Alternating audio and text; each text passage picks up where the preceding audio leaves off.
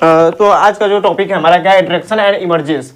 Interaction, all living phenomena are due to underlying interaction. Interaction नाम सुन के क्या लगता है, इंटरेक्शन मतलब कुछ अट्रैक्ट हो रहा है, इंटरेक्शन मतलब कुछ अट्रैक्ट हो रहा है, तो all living phenomena underlying interactions, underlying interactions. देखिए तो इंटरेक्शन क्या होता है, all phenomena, all living phenomena are due to the underlying interaction. जितने भी लिविंग प्रोसेस हैं, जितने भी लिविंग प्रोसेस है वो क्या होते हैं, एक दूसरे से इंटरेक्ट करते रहते हैं हमेशा अपने मतलब लाइफ में, एक दूसरे से इंटरेक्ट मतलब अट्रैक्ट, या कोई भी ऐसा काम होता है जिसकी वजह से इंटरेक्ट होते रहते हैं उसे इंटरेक्शन कहते हैं। और बात करें इमर्जेंस का, इमर्जेंस का एक शॉर्ट डेफिनेशन बोले तो जो इसका pattern, arrangement of pattern and properties, properties by किसके, बाई इंटरेक्शन से, उसे क्या कहें, सॉरी उसे क्या कहेंगे, इमर्जेंस कहेंगे। जैसे interaction at a lower level, interaction at a lower level always give rise to a emerging properties at a high level. अगर लोअर लेवल का इंटरेक्शन है तो क्या करेगा, high level of emerging power देगा, high level of emerging power. मतलब pattern properties क्या describe करता है, इमर्जेंट क्या डिस्क्राइब करता है, pattern and properties. And second क्या है, definitions of living organism, definitions of living organism. तो इसमें क्या देखेंगे, they are self replicating evolving, मतलब सेल्फ रेप्लिकेटिंग मतलब जो लिविंग ऑर्गेनिज्म है क्या करते हैं, सेल्फ रेप्लिकेट करते हैं। इसे किसी बाहर मतलब एक्सटर्नल स्टिमुलस की जरूरत नहीं होती, ये अपने आप सेल्फ रेप्लिकेटिंग है। एंड क्या है, इवॉल्विंग है, तो भाई ये क्या करता है, मतलब इवोल्यूशन भी करता है, इवोल्यूशन काज करता है, विकास भी करता है अपने अंदर। एंड सेल्फ रेगुलेटिंग है, सेल्फ रेगुलेटिंग है। And interactive system capable of responding to external stimulus. And क्या करता है, जो एक्सटर्नल एक मतलब स्टिमुलस इसे मिलता है तो उस पर क्या करता है, रिस्पॉन्स भी करता है। कौन, लिविंग ऑर्गेनिज्म। अगर नॉन लिविंग ऑर्गेनिज्म है तो क्या करेगा वो, कुछ जो है कि हमारा ना ही कोई रिस्पॉन्स करेगा, ना ही कोई स्टिमुलस शो करेगा। बट जो लिविंग ऑर्गेनिज्म है क्या करेगा, ये सब शो करेगा। एंड थर्ड जो हमारा टॉपिक है क्या है, what is living organism. Living organism नाम सुन के हमारे मन में क्या आता है, लिविंग मतलब जिंदा होगा, और बस लिविंग है तो जिंदा होगा, प्रोसेस करेगा, हिलेगा डोलेगा, मूवमेंट करेगा। तो देखते हैं इसमें क्या होता है, the living world include millions of species of organism. मतलब इस लिविंग वर्ल्ड में मिलियंस ऑफ स्पीसीज है, मिलियंस ऑफ स्पीसीज है। अभी तो कितने फाइंड भी नहीं हुए हैं, इतने स्पीसीज है। लाइक जैसे क्या हो गया हमारा, दैट ऑफ प्लांट हो गया, प्लांट एनिमल्स एंड माइक्रोब्स। तो मिलियंस ऑफ स्पीसीज में हमारे प्लांट्स, एनिमल्स, माइक्रोब्स आ गए। तो अब अभी ये जो टॉपिक है द लिविंग वर्ल्ड कंटिन्यूअस चलेगा आगे। तो name create so many confusion. तो एक ही पार्टिकुलर ऑर्गेनिज्म का जो नाम है बहुत सारा, अगर एक ही पार्टिकुलर ऑर्गेनिज्म का बहुत सारा नेम होगा तो क्या करेगा, बहुत सारा कंफ्यूजन भी कॉज करेगा। तो उसके लिए उसको कंफ्यूजन को दूर करने के लिए, to avoid confusion standardisations of name is important so that an organism shall be known by the same name all over the world। तो उस कंफ्यूजन को दूर करने के लिए एक स्पीसीज, एक पार्टिकुलर स्पीसीज का पूरे वर्ल्ड में एक ही नाम होना चाहिए, एक ही नाम होना चाहिए। तो क्या है देखते हैं, the process of naming different organism is nomenclature. ठीक है, तो एक ही स्पीसीज का पूरे वर्ल्ड में सेम नाम होना चाहिए, तो इसको क्या कहते हैं, नॉमनक्लेचर कहते हैं। सॉरी, नॉमनक्लेचर वो नहीं होता, नॉमनक्लेचर क्या होता है, किसी भी स्पीसीज का नामकरण करना, उसे नॉमनक्लेचर कहते हैं। But before naming an organism the organism need to be described correctly, this process is called identification. ठीक है, ठीक है। अगर नॉमनक्लेचर से पहले उसे हमें आइडेंटिफाई करना पड़ता है, आइडेंटिफिकेशन करना पड़ता है कि उसके दो हाथ है, दो पाँव है, दो आँख है, दो कान, मतलब सॉरी दो कान है, एक नाक है। तो इसे क्या करना पड़ता है, आइडेंटिफाई करने के बाद उसका जो होता है कि नॉमनक्लेचर किया जाता है। तो आइडेंटिफिकेशन कर लिए, आइडेंटिफिकेशन करने के बाद तो ये सब जो प्लांट का, एनिमल्स का, प्लांट एनिमल्स एंड बैक्टीरिया तो एनसीईआरटी में गिवन नहीं है, बट प्लांट एनिमल्स का नाम कैसे करते हैं, इसको कौन दिया था, तो प्लांट के लिए ICBN international code for botanical nomenclature. ICBN क्या किया, प्लांट का नॉमनक्लेचर किया, प्लांट का नॉमेनक्लेचर कौन किया? आईसीबीएन किया। आईसीबीएन एक संस्था है, international code for botanical nomenclature. किसका? जो आईसीबीएन क्या है? प्लांट का नामकरण किया। एंड एनिमल के लिए आईसीजेडएन मतलब international code for zoological nomenclature, मतलब एनिमल्स का कौन नॉमेनक्लेचर किया? आईसीजेडएन। और बात करें बैक्टीरिया की, खैर जो बैक्टीरिया हमारे एनसीईआरटी में नहीं गिवन है, तो बैक्टीरिया के लिए आईसीएनबी है। आईसीएनबी मतलब international code for nomenclature of bacteria. वो एक क्या की? बैक्टीरिया की नॉमेनक्लेचर की हमारी कौन? आईसीएनबी। क्या पाते हैं कि अगर when we increase our area of observation the number of species that we will found in the larger area will also be increase. मतलब इसका इस जो ऊपर वाला लाइन है क्या एक्सप्लेन करा है कि अगर कोई भी ऑब्जर्वेशन हम कर रहे हैं, अगर नंबर ऑफ एरिया बढ़ा दें तो जो स्पेसीज है उसके मिलने का चांस भी क्या होगा? ज़्यादा होगा। तो अगर हम if when we increase our area of observation, हम अपना ऑब्जर्वेशन का एरिया बढ़ा देते हैं तो the number of species that we will found in the larger area, तो जो नंबर ऑफ स्पीशीज है वो भी हमें ज्यादा मिलेगी उस एरिया में। विल आल्सो भी इंक्रीज, वो भी क्या हो जाएगी? इंक्रीज हो जाएगी। एंड सेकंड लाइन क्या एक्सप्लेन कर रहा है? New species are obviously found when we explore new areas. तो दूसरा का लाइन करा है कि अगर हम नए एरियाज में एक्सप्लोर करेंगे, नए एरियाज में घूमेंगे तो क्या होगा? नए स्पीशीज भी मिलेंगी। अगर ओल्ड एरिया में रहेंगे तो क्या होगा? But are found even when we explore old area.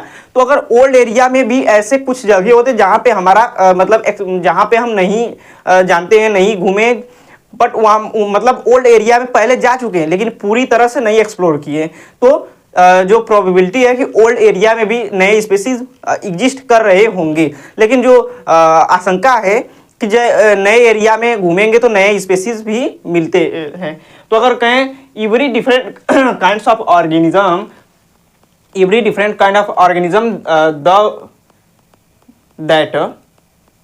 that we see represent a species and we have known and described।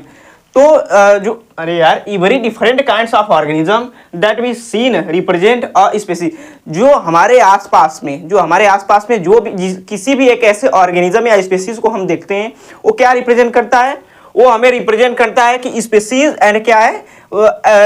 Species है and have known and describe, हमने कितना मतलब स्पीसीज को जान चुके हैं अब तक एंड डिस्क्राइब कर चुके हैं 1.7 टू 1.8 मिलियन, मतलब 17 से 18 लाख 1.7 टू 1.8 मिलियन हमने क्या किए? डिस्क्राइब कर चुके हैं species in the world.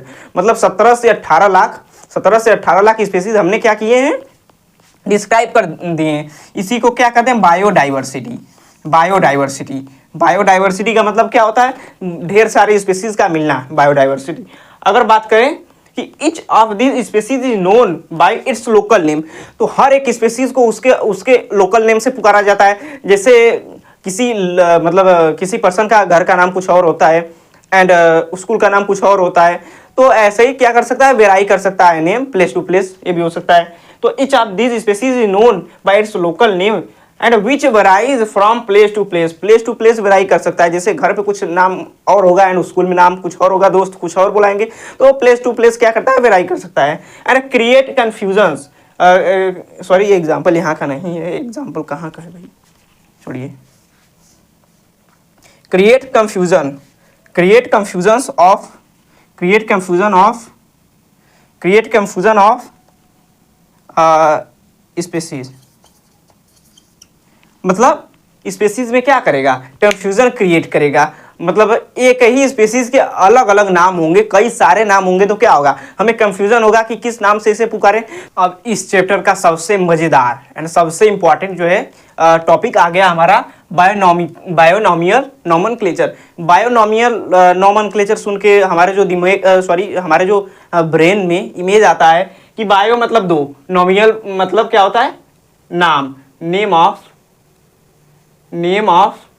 Species क्या है? Name of species. अगर बायो मतलब दो होता है, दो में पहला फर्स्ट कंपोनेंट आता है एंड सेकंड कंपोनेंट आता है।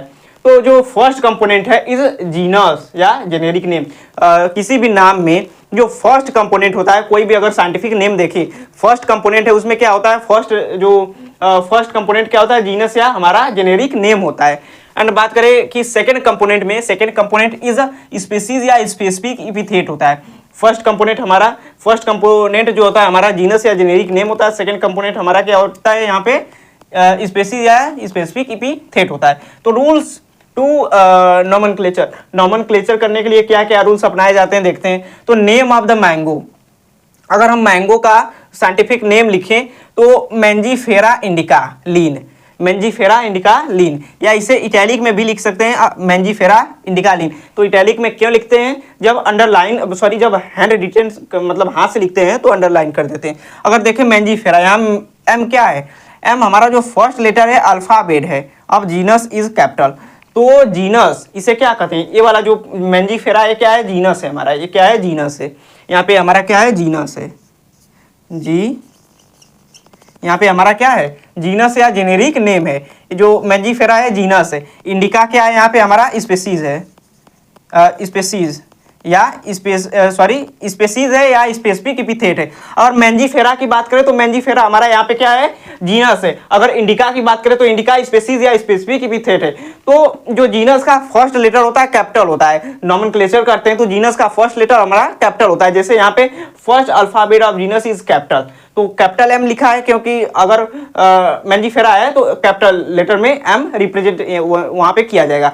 अगर बात करें कि they are latinise are derived from Latin irrespective of their origin, तो ये जो नेम है मैंजीफेरा इंडिका कहाँ से लेटिनाइज मतलब लेटिन भाषा में लिखा गया। लेटिन भाषा में क्यों लिखा गया, क्योंकि लेटिन भाषा को माना जाता है डेड लैंग्वेज, लेटिन भाषा को डेड लैंग्वेज माना जाता है। क्यों, क्योंकि अगर डेड लैंग्वेज है तो उससे बाद में हम चेंजेस नहीं कर सकते, नहीं तो अगर दूसरा लैंग्वेज होगा तो उसे टाइम टू टाइम क्या करेंगे, इंसान चेंज करते रहेंगे, साइंटिस्ट चेंज करते रहेंगे। इसलिए लेटिनाइज कर दिया गया है कि वो डेड लैंग्वेज में है और उसे चेंज नहीं किया जा सकता। Separately underline when hand written. अगर एक रूल्स ये भी है कि अगर हम हाथ से लिखते हैं कोई साइंटिफिक नेम जैसे मैंजीफेरा इंडिका, तो क्या करेंगे, मैंजीफेरा इंडिका को सेपरेटली अंडरलाइन कर देंगे। जैसे हाथ से लिखेंगे तो यहाँ पे क्या कर देंगे, अगर हाथ से लिखेंगे तो अंडरलाइन कर देंगे मैंजीफेरा एंड इंडिका, इन दोनों को अंडरलाइन कर देंगे। अब यहाँ पे आते हैं, ये जो लीन है हमारे, लीन है क्या है, साइंटिस्ट के नेम है, तो यहाँ पे लिखा है Mangifera indica lean.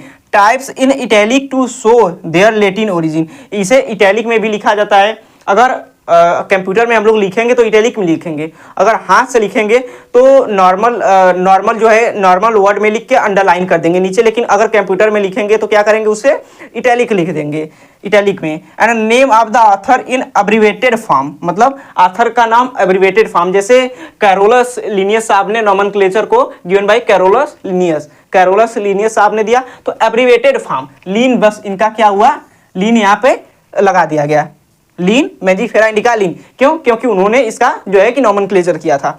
Name of the author in the abbreviated form, the end of the name in Roman script. Roman script में क्या होना चाहिए, क्योंकि नो इटैलिक और अंडरलाइन, इसीलिए इसे रोमन स्क्रिप्ट में होना चाहिए कि जो नाम है इटैलिक या अंडरलाइन नहीं होना चाहिए, बस क्या होना चाहिए, ये जो है मैंजीफेरा इंडिका मतलब स्पेसीज, हमारा स्पेसीज एंड क्या है जीनस हमारा क्या होना चाहिए, अंडरलाइन होना चाहिए। The millions of species on earth, this to understand and studies them in the better way we need to classify them into convenience categories based on easily observable character.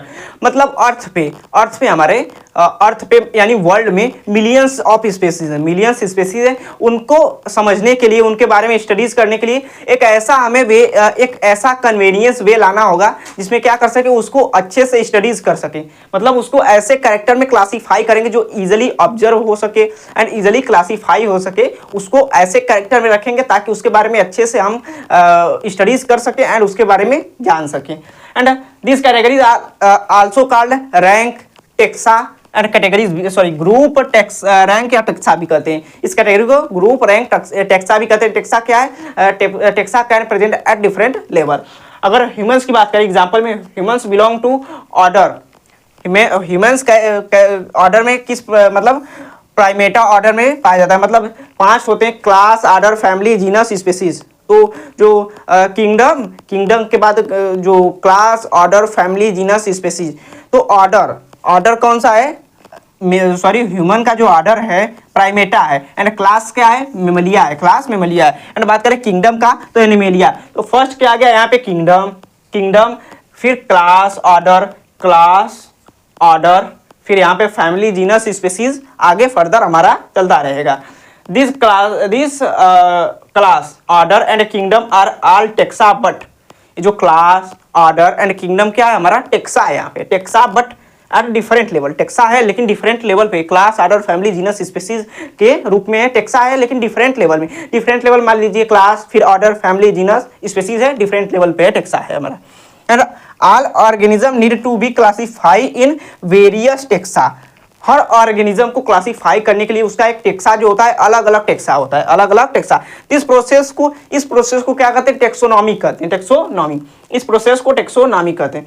तो हर process को find करने में, हर process को nomenclature करने में, and her process को classify करने के लिए उसका जो टेक्सा डिफरेंट लेवल पे प्रेजेंट होता है, डिफरेंट टेक्सा होता है, उस टेक्सा को टेक्सोनॉमिक कैरेक्टर कहते हैं, टेक्सोनॉमिक कहते हैं। टेक्सोनॉमी हमारा मॉडर्न टेक्सोनॉमी भी होता है, एंड जो होता है कि conventional taxonomy. Modern taxonomy and conventional taxonomy क्या होता है, तो चलिए देखते हैं इस टेक्सोनॉमी क्या था। तो टेक्सोनॉमी को दो भागों में बांटा था हमने, modern taxonomy and convenience taxonomy. तो अगर हम बात करें कि मॉडर्न टेक्सोनॉमी क्या होता है, तो modern taxonomy is based on, modern taxonomy किस पे बेस्ड है, डेवलपमेंट। फर्स्ट मॉडर्न टेक्सोनॉमी हमारा जो बेस्ड है डेवलपमेंट पे बेस्ड है, डेवलपमेंट प्रोसेस पे बेस्ड है, डेवलपमेंट प्रोसेस पे क्या है, बेस्ड है। अब डेवलपमेंट प्रोसेस कितने भागों में जो है कैटेगराइज है। फर्स्ट जो है एनाटॉमी है, सेकंड क्या है मॉर्फोलॉजी है, एंड थर्ड क्या है सेल स्ट्रक्चर है, एंड फोर्थ इकोलॉजिकल इंफॉर्मेशन। तो taxonomic, first modern taxonomy based on development process further भी classify into anatomy, morphology, cell structure and ecological information. अगर हम यहाँ पे देखें कि कन्वेंशियल टेक्सोनॉमी क्या है, conventional taxonomy based on characterisation, identification, classification, nomenclature. Characterisation मतलब उसका क्या कैरेक्टर है वो देखेंगे, फिर उसको आइडेंटिफाई करेंगे। कैरेक्टर देखेंगे कि उसमें क्या कैरेक्टर है, फिर उसको आइडेंटिफाई करेंगे, मतलब आइडेंटिफिकेशन करेंगे, फिर उसको क्या करेंगे, क्लासिफाई करेंगे कि मेमल है या मेमल है, एप्स है या क्या है, पीसेस है, क्या है। तो कैरेक्टर पहले उसका देखेंगे, फर्स्ट स्टेप कैरेक्टर देखेंगे। सेकंड क्या करेंगे, उसे आइडेंटिफाई करेंगे कि नहीं तू इसको कहाँ रखना चाहिए, आइडेंटिफाई करेंगे। फिर उसको क्लासिफाई करेंगे कि उसके पास हाथ है या पंख है। फिर उसके बाद क्या करेंगे, नॉमेनक्लेचर क्या करेंगे, उसका नामकरण कर देंगे, नॉमेनक्लेचर कर देंगे कि इसका नाम ये होना चाहिए, इसके अंदर ये कैटेगरी है, ये जो है कि इस स्पेसीज से, इस पार्टिकुलर स्पेसीज से क्या करा है, थोड़ा सिमिलर है, तो इसको इस कैटेगरी में रखना चाहिए। ऐसे सब आइडेंटिफिकेशन हम लोग करते हैं। फिर बात रहा सिस्टमेटिक्स क्या होता है। सिस्टमेटिक्स तो लिनियस साहब ने दिया था इसे। सिस्टमेटिक्स मतलब क्या होता है, टेक्सोनॉमी प्लस इवैल्यूएशनरी या फाइलोजेनिक रिलेशनशिप होता है हमारा। क्या होता है यहाँ पे, सिस्टमेटिक्स मतलब टेक्सोनॉमी प्लस इवैल्यूएशनरी या फाइलोजेनिक रिलेशनशिप हमारा क्या होता है, टेक्सोनॉमी हो जाता है। एंड हमारा सिस्टमेटिक्स हो जाता है। सिस्टम फाड़ देंगे वाला ये नहीं है, सिस्टम है। System it is a Latin word. System क्या है, लैटिन वर्ड में क्यों है, फिर ताकि डेड लैंग्वेज है, इसे कोई फर्दर चेंज ना कर सके दोबारा। तो क्या है, Latin word which means systematic arrangement. मतलब सिस्टम मतलब अरेंजमेंट होता है, सिस्टमेटिक अरेंजमेंट होता है सिस्टम। मतलब यहाँ वो सिस्टम नहीं है, यहाँ पे सिस्टम है जो क्या होता है, अरेंजमेंट होता है। तो Linnaeus use Systema Naturae title for his book. Linnaeus साहब ने एक बुक लिखा था जिसका नाम सिस्टेमा नेचुरे था। सिस्टेमा नेचुरे उसमें क्या था, उसमें एनिमल्स एंड प्लांट के क्या थे, एनिमल एंड प्लांट के क्या थे, साइंटिफिक नेम थे। मतलब पूरा जो बुक्स था सिस्टेमा नेचुरे, उसमें बस एनिमल्स एंड प्लांट के साइंटिफिक नेम लिखे गए थे सिस्टेमा नेचुरे में। अगर बात करें systematics is a bigger branch than taxonomy. Taxonomy से बड़ा जो ब्रांच है सिस्टमेटिक्स है हमारा। तो आज इस थर्ड लेक्चर का जो है यही तक टॉपिक रहेगा, यहीं तक रहेगा। फिर अगर आगे हम फर्दर क्या करेंगे, 4th एंड 5th लेक्चर में पूरा चैप्टर कंप्लीट कर रहे होंगे।